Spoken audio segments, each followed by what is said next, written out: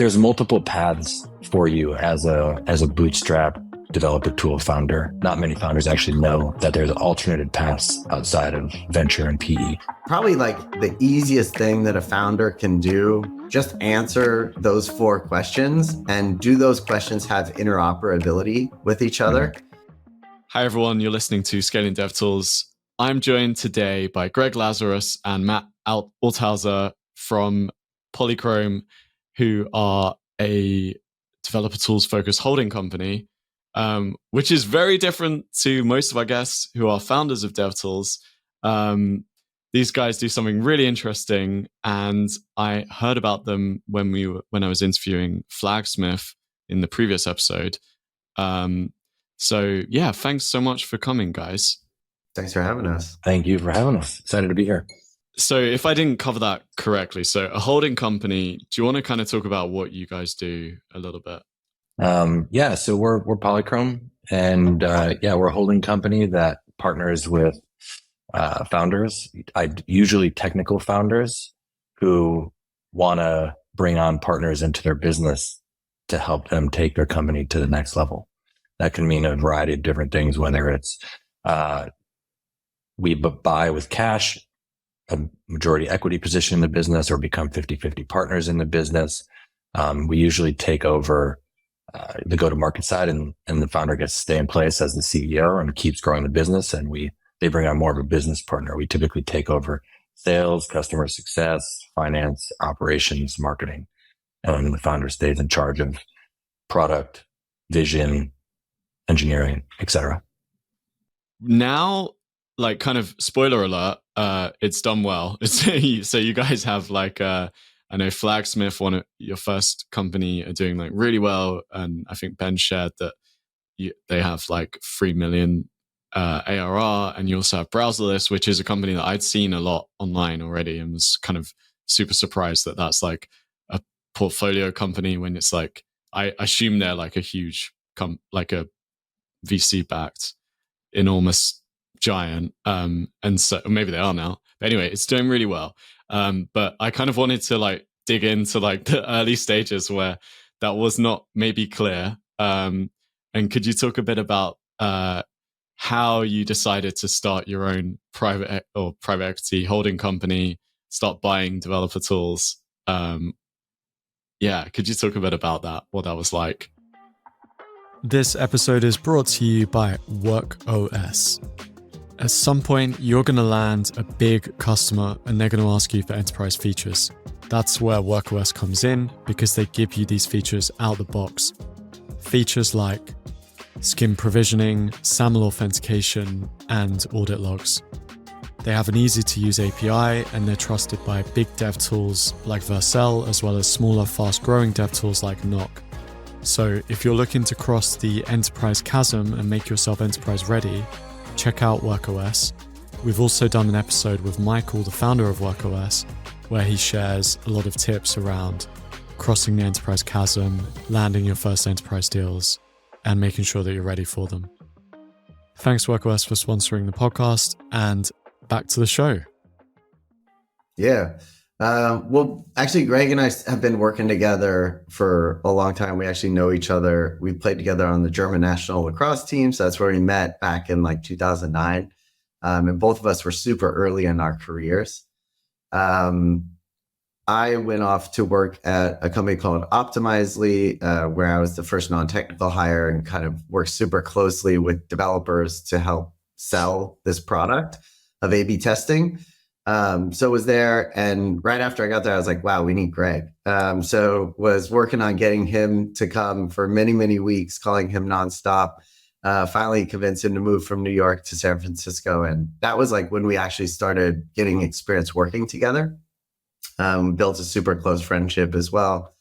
And I went from there to go be the chief revenue officer at a company called Amplitude. It's an analytics company. Was there for about 3.5 years. And Greg at the same time was the CRO at a company called Returnly. And so we were just kind of learning how to bring products to market. The interesting thing at that time is like at a venture-backed company, you have like unlimited resources really, right? Like you don't have this constraint. And And so we started like having this idea of like, well, what if you could build a business a different way, like with more constraints, but having a heavier ownership portion of that business. And so we started kind of kicking this idea around and eventually came up with what is today Polychrome. And we started really with like not that much money. We really just went out and started asking founders, hey, like, do you need help on the go-to-market side? Would you sell us half of your business? Which actually sounds completely crazy today, like looking back at what we were doing. We had no experience buying businesses. And actually the first business we tried to buy was like for $50 million. And we won't say like what business that was, but we got actually into LOI with them and like we're going really deep in the process. And then they kind of realized like, you guys have never bought a business before. So we kind of took a step back, but it was pretty brutal, like loss, but great feedback for us. And kind of we realized that like buying companies, there's a spectrum of it, of which value, what skill sets are valued the most along a spectrum, right? So if you think about like building a product like from scratch, the valuable asset or the valuable capability is the ability to produce a product, right? And that's why engineers are commonly the founders of software businesses, shocker, right? And then, you kind of get to early like user product fit. I wouldn't even call it product market fit. And then the skill set actually tends to be people that can get feedback from customers and start running early sales cycles. And then over time, it's scaling that.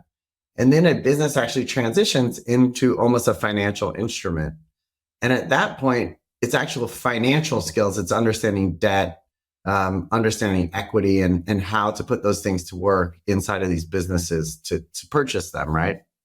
So most people only see acquisitions where the core skill set is finance. These is like, there's a really famous book in business school called Barbarians at the Gate. It's the Nabisco RJR like merger. And literally it's a book about these banks bidding to see who can pay the most for a business based on their understanding of debt servicing, right? So it's a totally different skill set. And we were like, wait, why are we trying to buy big companies? Our skill set's not going to be valued there. No, we don't have that. So we started focusing on going and saying, where can we get the biggest premium for our skill set? And it turned out being like kind of right at that product user fit and like initial revenue, but not really knowing how to get, to the next market or the next milestone as a business. That's what we'd done as operators. And that was kind of what those founders don't have, right? And so that was sort of the thesis that we started approaching people with. And the first person that we actually closed the deal with was Ben at Flagsmith. At the time, they weren't called Flagsmith; they were called Bullet Train, and they were doing about $2,000 a month in revenue. And the deal's documented on Hacker News. I sent you the link to that. But yeah, at any rate, we struck the deal, and it worked out, and that was the first kind of portfolio company that we did. And now we're direct partners with Ben and his group. And, we have now 3 other companies in our portfolio. So we just kind of like built it piece for piece and kind of on the back of like our skill sets that actually help founders. Yeah, that's where we realized when we met Ben, well, taking a step back, when we got broken up with a larger company right at the finish line, that's when we realized that we're not finance people and financial buyers. The reason why we got so far with them was because of our operational experience and the ability to join them to help take the company to the next level. And that's where that aha moment came in. And we were like, hey, maybe if we go earlier and with technical founders, that's really our value add when we want to build our company. And then we met Ben, and Ben actually was in this similar search of what he wants and what he wants at Flagsmith. And he actually was talking to investors to potentially raise venture capital. But Ben is a serial entrepreneur and runs a bunch of other businesses as well. And he didn't want to give those up. And when you go down the venture path, that's your only path to go down. And so he was introduced to us through a good friend. And that's where we realized that we're the perfect fit. Technical founder needs help with go-to-market people, not technical, can join them and help build. So we both took this leap together. And that was Flagsmith, our first company. Or Bullet Train, then now Flagsmith. So I want to dig into the Flagsmith, like how it started. But just before that, I just like the kind of elephant in the room question there is like, so you bootstrapped as a kind of a group, and you were going to buy a company that was like a 50 million company. How would that have been the same like financing as buying Flagsmith? No, very different, very different. So in that case, we were gonna basically, once you get a business under letter of intent, you then go and raise the capital to transact on the business, and you effectively use the terms of the deal to raise the capital. This is called a fundless sponsor model. So most of the acquisitions that you hear about aren't how most acquisitions take place. It's just like a fundraise. You're setting the terms of the deal, and then you're going to the capital investors and asking them to participate. And then you get a carry on that deal, or you get a management fee on that deal. And that allows you to have a salary to work in that business going forward. So that's kind of how most, like in the world of, small cap, meaning like less than $1 billion acquisition, that's how a lot of those acquisitions actually take place. So that's kind of a tried and true process, but you kind of really need to be good at raising money, and you really need to be good at finance, right? And like we're okay at raising money, but we're much better at building revenue. It turns out that's the better thing in our eyes to be really, really good at. But yeah. And so then when you started talking to Flagsmith, that was something that you just didn't need outside capital for. Right. So the business was just super early. It was an open source project. They had a SaaS offering, and they were just, really getting started. They had done this as kind of a nights and weekend project as a rollout from their agency. And so I think we put up $225,000 in cash for a 25% stake. And then we agreed with them that once we got revenue to a certain milestone, that we would become 50-50 partners in the business.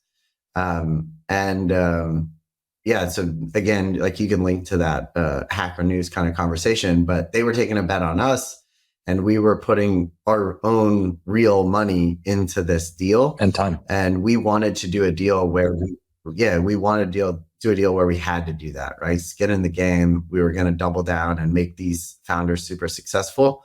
And we think that's like the best way to start something, just like a technical founder, like building the product. Like we wanted to build the offering as a holding company. And so, that's how we started. And now we've since raised $10 million in capital. And, we can buy more businesses with that capital we have. And we now have a capital base of investors that want to do more deals with us. Mm-hmm. So we're not limited just to that, but we can start pulling the trigger on deals much faster. And that's been super helpful. Like when VCs invest, everyone says like, we're going to help you out. Like we're going to make all these intros. But like, I thought what was interesting is listening to Greg on the podcast. He mentioned that you were like on the phone every day for like, at that point it was like for the last year and a half, but I think maybe it was longer, of like just doing probably the unglamorous stuff of like making the calls and like actually not just like strategizing, but like actually doing the deals. And we were doing cold outreach on Sunday nights for Flagsmith to prospects to try to get new customers. So daily meetings, taking over sales and marketing, working side by side in the trenches with Ben and team to build that company. Was it full time that you were working on this? Did you have other things going on at the same time? Or? We actually started Polychrome the way that we were able to sustain, we have a third partner, Alex, who came on a few months later, but he's a full partner and he's been with us from the beginning. And to sustain all three of us, we needed to do consulting kind of on the free days. So we would actually do consulting for venture-backed businesses and then just reinvest all of that money back into Polychrome. So we did that. Actually, it took us, I think, 3 years. And like to date, I think all of our businesses are profitable or cash flow break even. I think to date, we've lost like $100,000 of like, actual burn.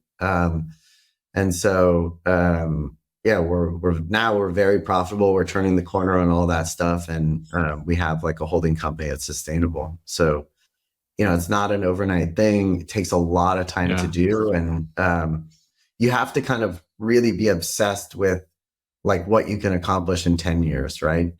And that's why it matters to do something like this with people you care about, like close friends. All of us have known each other for over a decade. And then the founders we work with, like we spend a lot of time understanding what they want to accomplish personally from the business and make that a big part of our focus. Like we talk about that when we have Polychrome meetings. Are we living up to, our partner here or there? And so, yeah, it's not like, it's very different from the venture world we came from.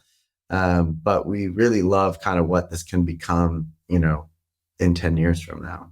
And we say that every day. It's super interesting because it's like, it sounds like you actually were taking like a really big risk that's more like, it's not like an investor risk in a sense. Like you're kind of going like, you're basically taking like founder level risk in the sense of like, you're putting a ton of money on the line at the beginning, and it's all within one asset, Flagsmith, right? And so there's like, if any, because even like in a very small way, I bought a newsletter like 2 or 3 years ago, and it's like there's so much stuff I guess that you just don't know until you actually like get into the business, and like you could do all the diligence in the world, but like it's quite a big risk that you took.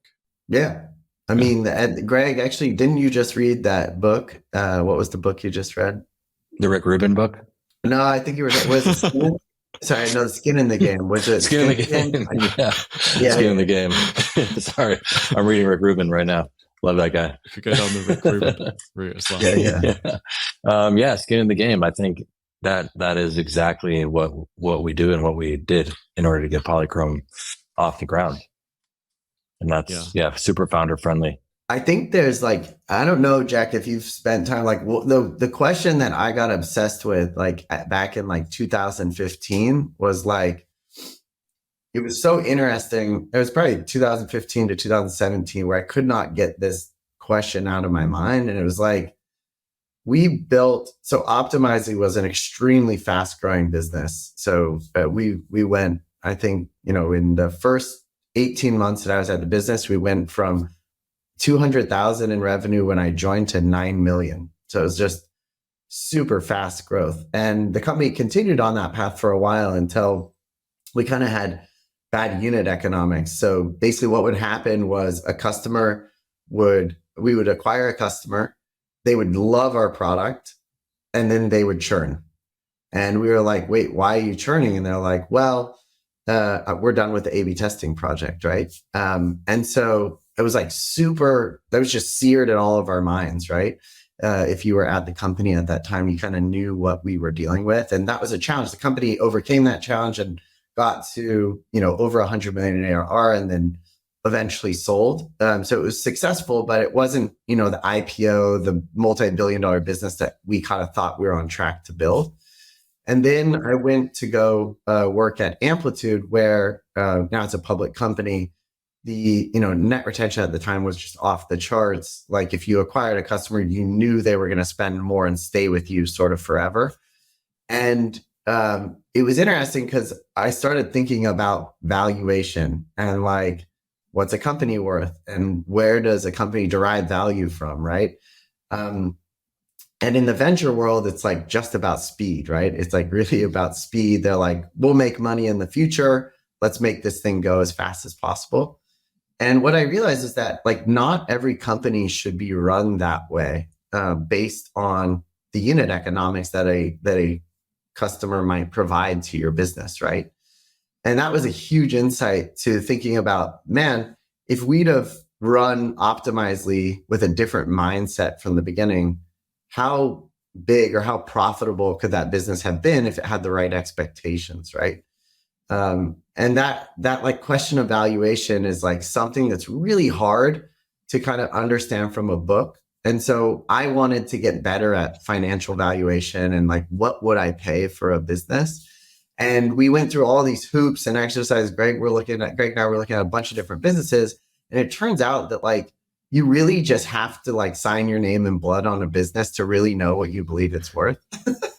And like, it's like, you can't do this like in an agent situation. You have to be the one making the decision. And once you sign your name, just like you learned with that newsletter, you're now on the hook for all the benefits, but all the problems that come with that business, right? And you just cannot simulate that. And I think when a company becomes really, really big, maybe you can, at that point, but it's very, very difficult to do in the earlier stages of businesses. And so, yeah, we kind of knew we would only learn this through getting skin in the game. And that's like why we took that level of risk with founders, because we just didn't think we would be good enough if we didn't do it. So, yeah. Was there something that you saw, like what compelled you to like Flagsmith is the right business? Yeah. I mean, Greg can talk about it too, but like, it's like, we just know that market really well. There's a lot of crossover and similarities between that and Optimizely and Amplitude, where Matt was, and just the world is just, we're super familiar with that world: feature management, A/B testing, analytics. And so the other side of it, not just the product, is the people. And so we love working with these bootstrap developer founders. We have a lot of similarities. We go to London all the time and we hang out with them. And like, these are people we want to spend a ton of time with, and like get to know them, their families, build something together. And so it's not just the technology, but when we met Ben and team, we were like, we got to work with these people. Yeah. Like, we would love to work with these people. We would be honored to be able to work with these people. And so, yeah, that's how we just had to figure out a way how to do it. It was funny though, because we did our first deal during the pandemic. And it was actually like a weird, but also like saving grace for us. Like every other kind of private equity or holding company would have traveled to meet them in person. And like, it totally equalized the field for us. So, and then we met them in person like a year later, or maybe a year and a half later. And it was like, we'd been working together every day. And they were like, whoa, you're this tall? Yeah, we were very excited when we all met in person. We had a great night, big hangover, but it was super fun. London will never forget that evening. I think I heard rumors about that. Yeah, for sure. Okay, amazing. And then what did it look like that first, maybe that's a good place to start. So that first year and a half, like what did it look like? Like, and maybe starting from like the first month, like what did you do when you kind of came in? Like the ink, the blood on the signature is dry. Yeah, we're actually lucky because like so we're not financial buyers, right? Like we have obviously ranges of finance that we can pay and afford. But it's like, it's more kind of binary conviction or not with us. And so our process to evaluate like a business is much more based on go-to-market strategy.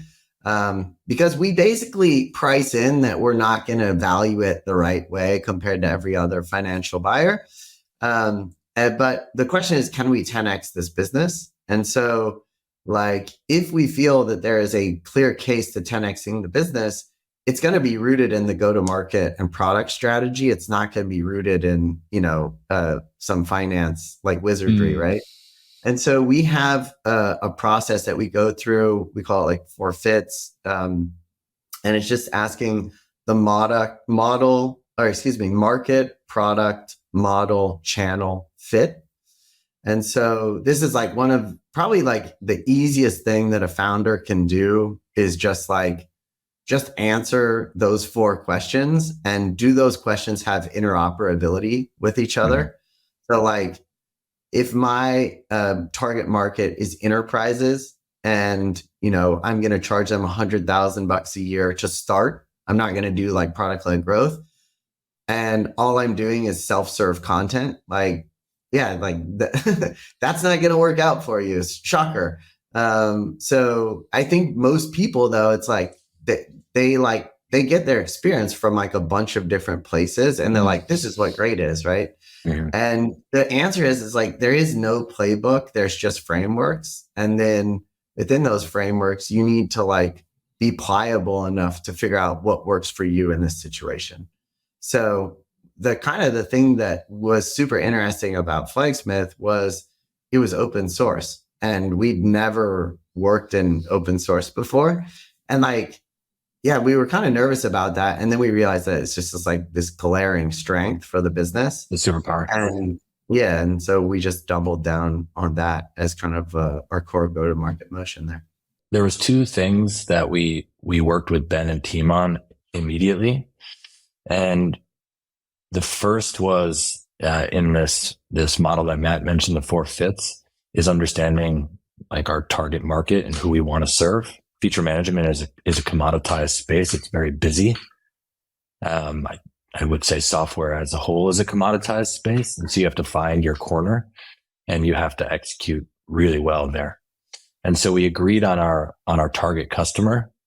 And then what we did was, the other thing is, developers, especially open source founders, it is a very sensitive, topic to start monetizing an open source project. And we totally understand that.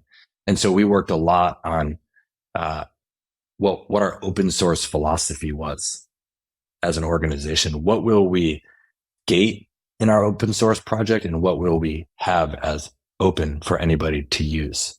And so we had to overcome that as a team and come up with our philosophy there and understand our target customer. Both worked really actually well together. And then we could hit the ground running all at the same team. As a small team, you have to be aligned.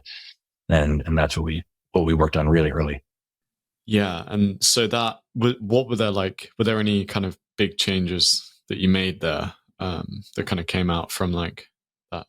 Yeah, for sure. I mean, one was Ben at the time was like, let's just build the model that Ben and team were going off of was we're going to have an open source version of the product.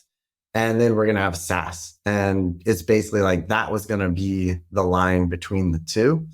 And what we realized was like, well, like there's big organizations that just want to run feature flags or flag management on premises for performance and security reasons. And they want support with that. Why don't we also make this like a first class opportunity, for those customers that want flexibility of how they run their feature flags? Okay. So that was like, a big insight early on and figuring out like, how do we do pricing for customers like that? How do we support customers like that? I think that was all big. Yeah, we worked with Ben and we realized that we don't want to take away from the current open source project. If you're a developer or if you're a small team and you want to run feature flags or A/B testing or segmentation, you should be able to do that with our open source project if you just want to host it locally yourself. Yeah. But what we agreed on was there's certain features and there's certain permissions that a team or an enterprise organization would need, like SSO or role-based access control, that in order to get it across an organization, they would need those features and are willing to pay for those features once they've proven that the product is right for them and their team. And so that's how we really differentiated our open source versus our closed source enterprise on-prem solution. And then I think Ben's really the one that set out the philosophy, right? And then again, it kind of goes back to like constraints, right? Like if you're in a venture-backed business, you're not really allowed to set constraints. Like you need to grow at all costs, right? Yeah. And so like a lot of our competition is also like open source feature flags. And like, yeah, they they're probably at one point going to need to grow so fast that they'll sort of have to violate some of those things.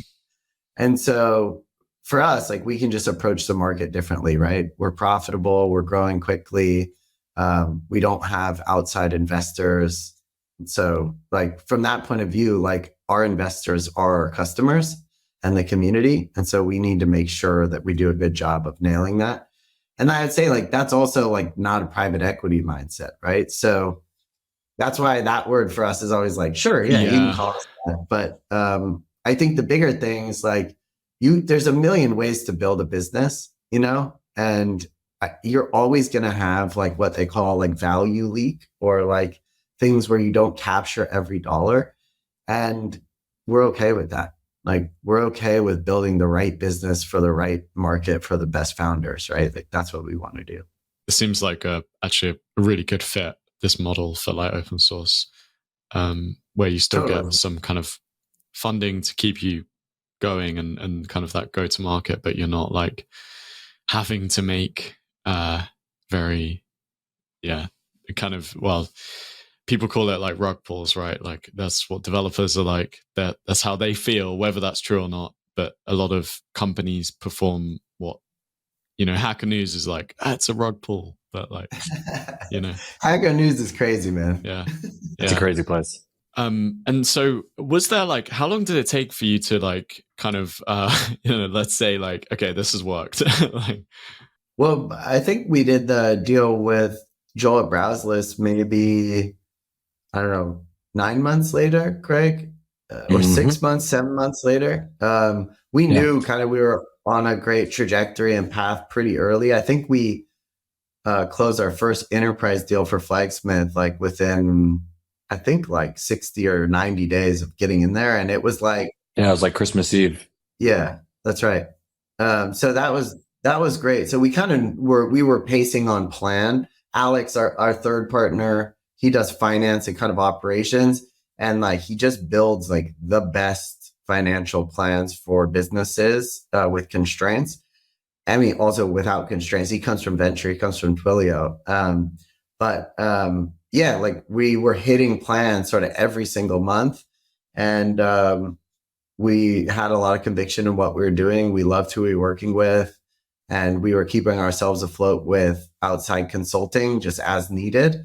And so we were like, yeah, let's keep doing this. So we did another deal. And then once we hit kind of the goals of both of those founders, at least in terms of our partnership, not like their long-term goals, but in terms of, you know, the partnership, then we were like, wow, we should do this like at a lot bigger scale. And that's actually when we went to friends and family and some like really cool people that we have on the Polychrome cap table. That's when we actually went and asked for money. But we were 2 years on our own money and our own time and risk, and really getting like way past product market fit for what we do before we went and asked our friends and family and investors for any money. So yeah.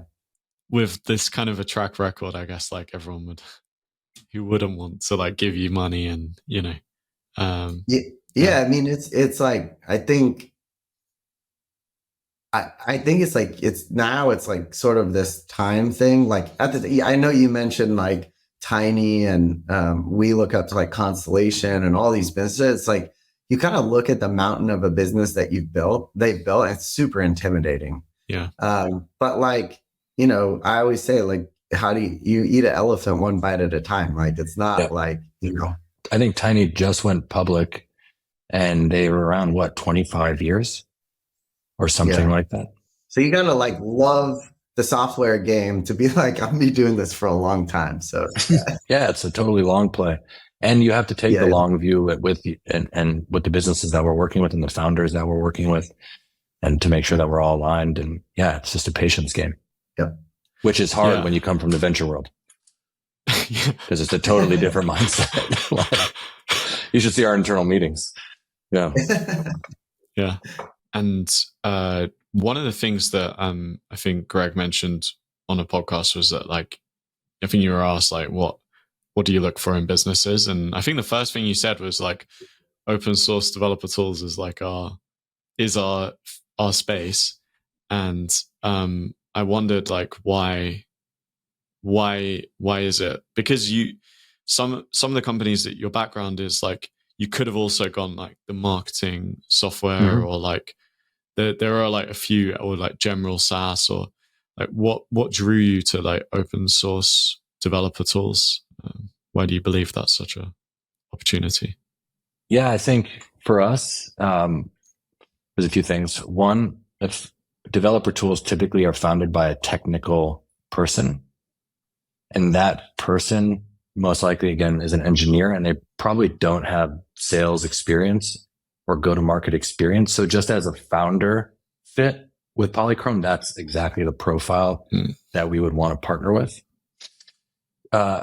Outside of the founder fit, what we also look for is high net revenue retention in organizations. And we found that the developer tool space has very high net retention, typically because those tools are built into processes or into the actual infrastructure of an organization, and et cetera. So that's also what we found there as well. Matt has a good analogy where he talks a lot about companies that are either the scaffolding or a hammer.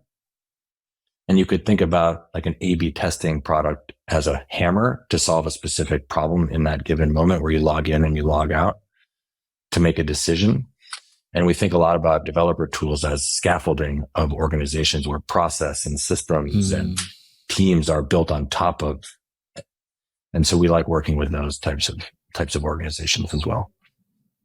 And then we have this strong belief that I have a strong belief, I know Matt shares this too, but that I said this earlier, that software is a commodity. It's getting easier and easier to build. I believe wholeheartedly that open source software is the future. If you look at YC and a bunch of other investor memos lately, they're all saying we want to invest more in open source software. And so we like that as a distribution channel, and we like the way that we can build communities and trust with developers and customers in that way.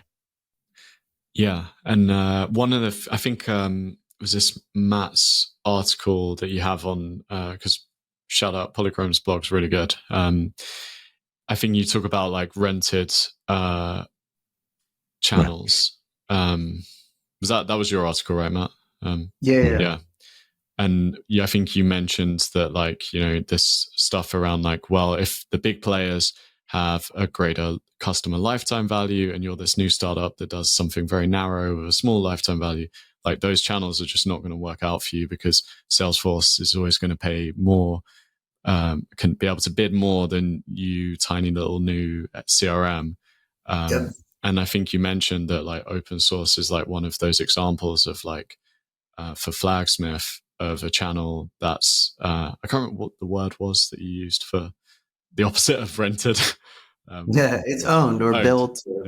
Yeah. I think it's important to, like, I think most people, like a lot of developers, like they're like, okay, I'm going to build this product and I'm going to get AdWords, and then like, that's all we got to do kind of deal. Like I'm oversimplifying it, but like, and then they're like, and we're going to do product-led growth and we'll never have to talk to someone about sales. You know, it's like, it's kind of like, whoa, there's like kind of a lot of like hopeful situations, but like very few companies function like Slack do.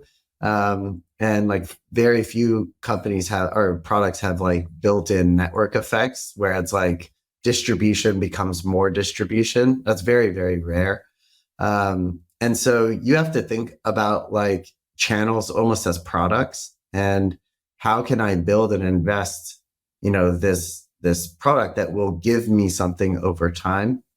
We did this at Amplitude. We did really good first party events, and we were able to get hundreds of people to come up to our events in any city, you know, that we went to, because we built really good thought leadership and we got great speakers to come to those events. That's a good example of a built channel in a non-constrained budget. Because like what bootstrap startup's going to go do a roadshow, right? But the key thinking is like, what stage can I build as a founder that is long-term valuable for my audience and defensible of everybody else, right? So your podcast, Jack, is a great example. We actually built the podcast for Flagsmith. That was one of the things that I did in the first few months that I was there was like, okay, we need an awareness channel. We want the nth, investment into that channel to be lower than my upfront investment. And like podcasts, the reason why so many people are doing podcasts is because they are built channels and you can create a stage for distribution, right? With your message. And so, it's actually like people make fun. Oh, this next person has a podcast. But like, it actually makes a lot of sense, right? Now, does that mean that the average founder should go do that? No, like you should do the channel that, especially as a technical founder, you should build the channel that you can uniquely build with your audience and your product. I just don't think, I think people are a little bit lazy on channel like ideation, right? So we're actually building, if people want to join, we're building like the first industry conference right now at Browserless for the headless browser space. So we've got speakers from Google coming, from Sauce Labs, and we're, a 7-person company. And we're getting really, really good people to come to this. So like, these are examples of like, I'm doing a virtual conference. I focus on the quality of speaker. And the quality of speaker drives distribution, right? And then this is run by a small team, right? It's the same thing as you. The better speaker that you get on here, the bigger your reach is going to be for your podcast. So like, you should be going after the GitLab CEO, right? Like, it's like, these are the kind of thing. I mean, you're telling me, right? So, Yeah. Zach wrote about that. Oh, okay. Sorry. Yeah. Joining a podcast about what podcast hosts care about. Is quality of speaker and whatnot, and distribution from that. For sure. Okay, guys, this was amazing. I think I have like way more questions, so maybe we'll have to get you back on at some point again, if you're interested. If you have a kind of takeaways for someone buying a developer tool and then also like just a founder of a developer tool. I think on the founder side of things, there's multiple paths for you as a bootstrap developer tool founder. There, you can obviously go raise money. You can keep running the business yourself for as long as you want, get it profitable and live the life that you want. You can get bought by private equity. But I think a lot of people, like, there's other paths you can go down. It doesn't have to just be Polychrome. There's other unique paths that you can go down. And I think what we learned is that every founder is different. There's not just the raise money path and grow, or there's not just sell to private equity. You can live your life. You can have other companies too, and you can still build really great businesses. And I think not many founders actually know that there's alternative paths outside of venture and PE for them. So think more broadly, go down the path that you want. I'm happy to talk to anybody as well who's interested. On the buyer side of things, I think there's a few. So number one is you're not just buying the upside. Like when you buy, I think like when you buy a stock, you're buying the upside. You are buying some downside, but it's limited to your position, right? With buying a company, you're buying the upside for sure, the downside for sure. And you also can lose your time.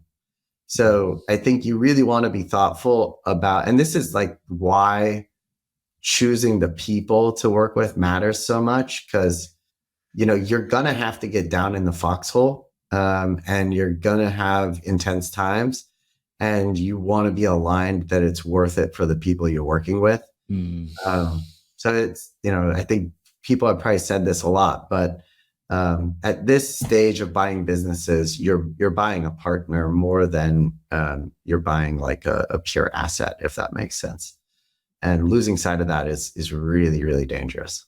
And the flip side to that is, as a founder, you want to, and if you're going to make the decision to bring on a partner, you want to bring on somebody who's going to have skin in the game with you, and somebody who's going to be in the trenches with you, closing deals, ideating, losing deals, all of the above. Yeah. Well, it seems like there's probably not that many Polychromes out there. I would say it's in the developer tool space. So yeah, this is. I think that's probably hard as well, isn't it, to find a buyer that's actually willing to do what you guys did and still do. So yeah, definitely. If anyone is thinking of selling, or not selling, but like kind of getting a different route, then they should definitely chat with you guys. Polychrome.com. Polychrome.com. Blog is very good. Thank you so much, guys. And thank you everyone for listening. All right. Thanks, Jack. Thank you.